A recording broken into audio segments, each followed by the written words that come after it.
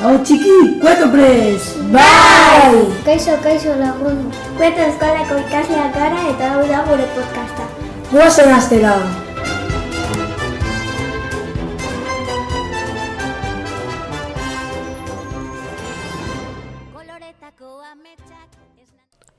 Kaixo, prest gaude podcasta entzuteko? Bai! Baina zergatik zaude zerure ikusten. Ze hori ikusten dudana mugitzen da eta niretzat arraroa da.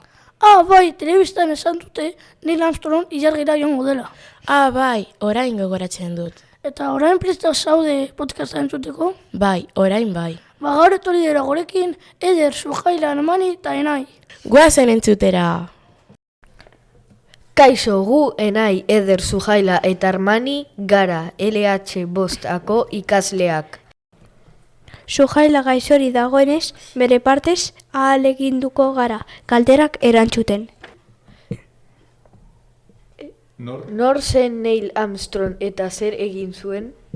Neil Armstrong izan zen lehenengo astronauta ilargia zapaltzen. Zein urtean jaio zen?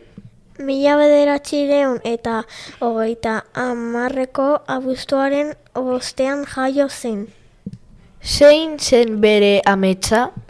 Bere ametsa zen hegazkineko pilotoa izatea eta astronauta izatea.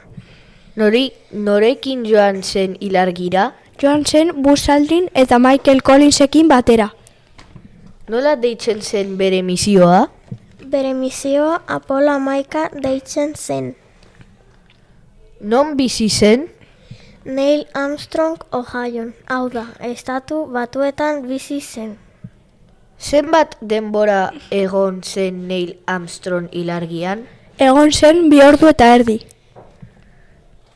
Zein hitz esan zituen Neil Armstrong zapaldu zuenean?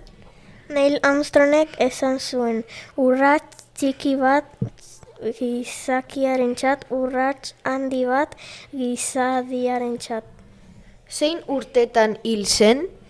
2012ko abuztuaren 25ean hil zen. Orain zuek hausnartzeko galdera bat egingo dugu. Zuek uste duzuen Neil Armstrongek benetan ilargia zapaldu zuela? Munduan jende asko gezurra dela uste du. Eskerrik asko entzuteagatik! Eskerrik asko gaur parte hartu dutenen lagunei eta txalo bero bat haientzat. Ni aski entzuteagatik!